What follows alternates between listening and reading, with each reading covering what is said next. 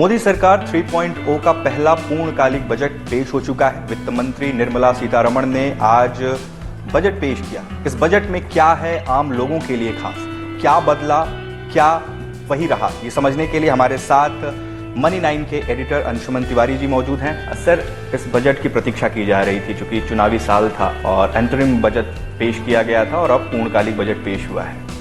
कैसा रहा बजट आपकी नजर में? उत्कर्ष, बड़ा दिलचस्प बजट है और बहुत पेचीदा बजट भी है। बजट में जो कहा गया है और उसके बाद जो आपको वित्त विधेयक में पढ़ने पर महसूस होगा, उनमें एक बड़ा फर्क है। आमतौर पर बजट पार्ट ए से पार्ट बी की तरफ जाते हैं। हम लोग अपनी चर्चा पार्ट बी से पार्ट ए की तरफ शुरू करते हैं। हम उल्टा शुरू करते हैं बजट को। हम पहले प्रावधानों से पहले हम जो बड़े फिलॉसफी या बड़े संकेत समझने की कोशिश करते हैं जिनसे हमें जान पाएं कि भविष्य की दिशा क्या होगी।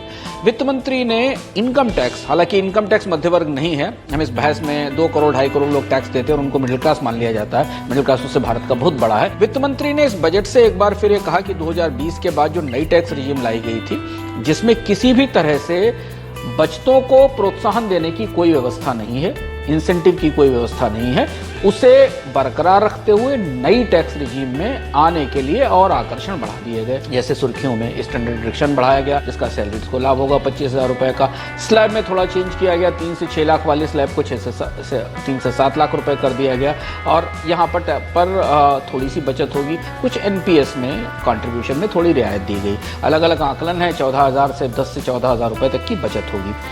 यहां से वित्त मंत्री ने यह दर्शन स्पष्ट कर दिया कि बचतें आपकी अपनी जिम्मेदारी है। शेयर बाजार बजट के बाद एकदम गिरा, तेजी से गिरा, बेहद बेचैन हुआ और शेयर बाजार को बेचैन करने वाली कई चीजें इस बजट में हैं। लॉन्ग टर्म कैपिटल गेन्स 10% से 12.5% कर दिया गया। जो एफ&ओ पे ट्रेडिंग करते थे, जिसको लेकर लगातार सेबी चेतावनी दे रहा था, उस पर एसटीटी बढ़ा दिया गया। प्रॉपर्टी में इंडेक्सेशन बेनिफिट को लेकर चेंजेस किए गए। शॉर्ट टर्म कैपिटल गेन्स की रेट भी बढ़ाएगी, जिसके बारे में आगे सूचना दी जाएगी कि कौन कौन सी चीजें हैं। ये निवेश के मिजाज के लिए ठीक नहीं था। जो एक्सपेक्टेशन थी, कहा जा रहा था कि जो न्यू टैक्स रिजीम है उसमें जो टैक्स छूट की जो सीमा है वो 3 लाख से बढ़ाकर 5 लाख किया जा सकता है, लेकिन ऐसा कुछ देखने को नहीं मिला। हालांकि स्लैब में कुछ चेंजेस हुए हैं। नई टैक्स रिजीम में कोई बड़ी रियायत देने की स्थिति नहीं थी। बजट के आंकड़ों को जब आप खोलकर देखें तो आपको दिखेगा कि सरकार के पास ज्यादा पैसा देने के लिए उपलब्धि नहीं था, जिसको हम कहते हैं कि बजट में कोई एल्बो रूम होना चाहिए जिसके जरिए खर्च किया जा सके। तो वित्त मंत्री धन्यवाद के तौर पर, थैंक्स गिविंग के तौर पर कि हमको तीसरी बार सत्ता में लाया गया है, तो उस थैंक्स के तौर पर हम आपको 12-14 हजार रुपए की बचत का की व्यवस्था कर देते हैं। सरकारी नौकरी, जो भी सरकारी प्राइवेट नौकरी वाले, उनका स्टैंडर्ड डिडक्शन बढ़ जाएगा थोड़ा सा और 3 से 7 लाख रुपए की सीमा कर दी गई।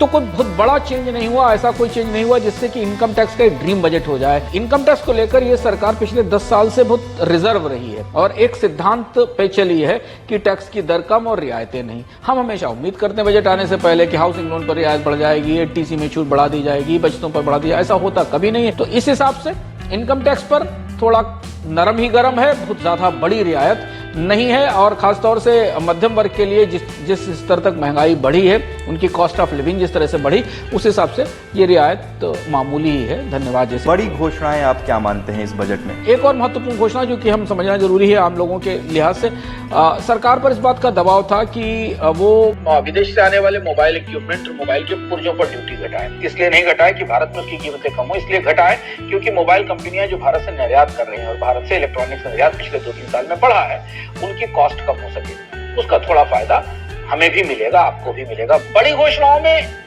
सुर्खी बनाने वाली एक घोषणा है और राजनीतिक घोषणा दूसरी। अगर आप बजट की 2 घोषणाओं को एक साथ मिलकर तुलना करें ना, तो बजट में रोजगार के लिए 2 लाख करोड़ रुपए की 5 स्कीमों का पैकेज घोषित किया गया, जो इस बात का संकेत था कि सरकार ने इस बात को स्वीकार किया कि जो बैकलैश आया चुनाव के दौरान बेरोजगारी को लेकर, उसके लिए कुछ किया जाना जरूरी है। कल इकोनॉमिक सर्वे ने भी बात कही थी। दूसरी तरफ अगर आप देखें तो करीब 1 लाख करोड़ रुपए का सीधा आवंटन, सीधी मदद 2 गठबंधन राज्यों को की गई। अब अगर आप इसे राजनीतिक चश्मे से देखना चाहें तो आर्थिक चश्मे से बजट में ढूंढने के लिए बहुत कुछ नहीं मिलता, क्योंकि ये बजट अंतरिम बजट का पूर्ण बजट है। 6 महीने निकल चुके हैं, दिसंबर से नया बजट बनना शुरू हो जाएगा।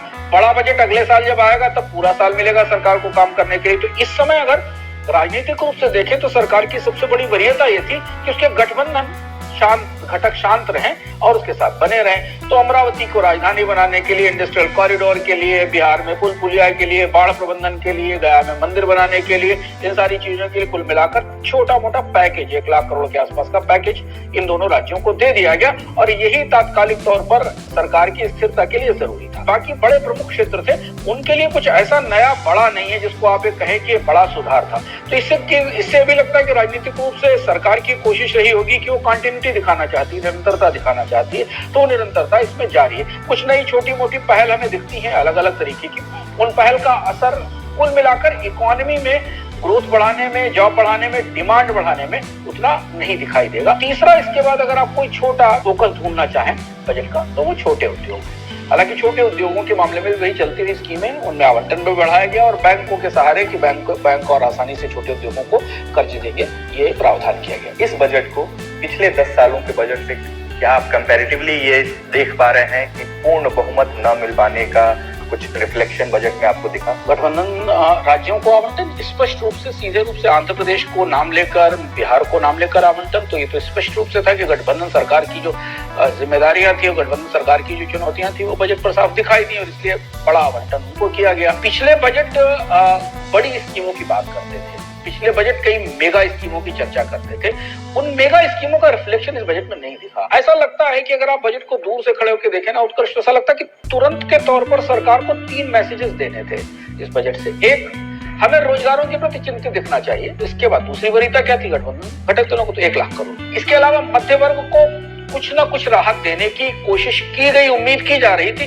तो 12-13 हजार, 14 हजार, 10 से 15 हजार रुपए के बीच की रियायत इनकम टैक्स की स्टैंडर्ड डिडक्शन और स्लैब में बदलाव से हुआ है। हो सकता है वित्त मंत्री ने इसको एक छोटे समय के लिए जो तात्कालिक चीजें उनको एड्रेस कर लिया हो और मार्च में, फरवरी में उम्मीद करें कि हम एक रियल रिफॉर्म बजट देखेंगे जो 10 साल की नसीहतों पर आधारित होगा और अगले 5 साल का जिस रोडमैप की बात प्रधानमंत्री ने की कि अगले 5 साल का रोडमैप क्या होगा, उसे वास्तविक तौर पर तैयार करके लेकर आएगा। लेकिन फिलहाल तो ये बजट तात्कालिक जरूरतें जो थी और उनको फोकस करता हुआ दिखाई देता है। तो 2024 लोकसभा चुनाव के नतीजों का साफ तौर पर एक रिफ्लेक्शन इस बजट पर दिखाई पड़ता है और तात्कालिक जरूरतों को पूरा करता हुआ ये दिखता है।